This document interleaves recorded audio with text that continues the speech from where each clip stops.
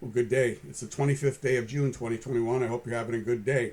Most of you know that the Marshals are involved in the arrest of fugitives, but what you may not know, there's a national program. It's a non for profit, privately held corporation, the National Center for Missing and Exploited Children. It was founded by John Walsh, who did America's Most Wanted. And what this the National Center does, it receives federal government funding. It's a partnership with the Justice Department, and it helps search for children who have run away from home or are missing. And they're placed in NCIC, which, if you don't know, that's the National Crime Information Center. It's a database that all police in the United States have access to. So when a child runs away, maybe it's 14, 15, not a child, but a teenager, more likely, what's going to happen to them? Let's say they get on a bus and go from Chicago to St. Louis. I don't know, I'm just making something up. If they don't return very soon, they're probably going to be taken advantage of by an adult. And that advantage could be taken in any number of ways. It could just be sexual exploitation. It could be turned into prostitution, or to drug trafficking, or they could end up dead. Nothing really good will ever come of this. Now, what I didn't know is that the United States Marshals have a program that helps to find missing and exploited children. And the program is called Operation Not Forgotten. It first was initiated in 2015. Since then, they've brought back about 1,500 children nationwide.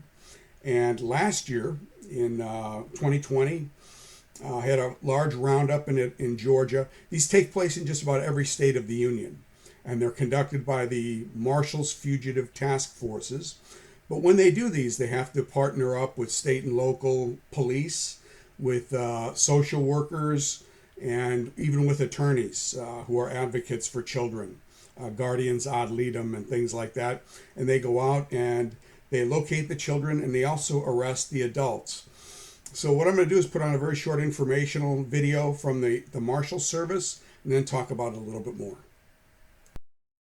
We can look to the remoteness of the location. For 2 weeks, U.S. Marshals, fugitive hunters, and other agencies scoured north and middle Georgia, We're going to try to get you something to drink, okay?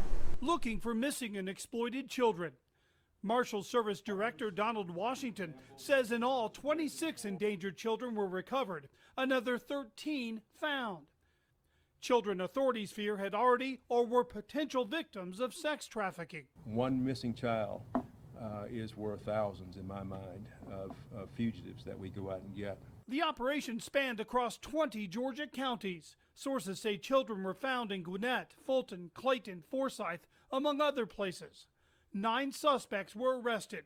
Authorities only identified 3, including Kirk Waters in Newton County. He was arrested for being while in the company of one of our recovered children.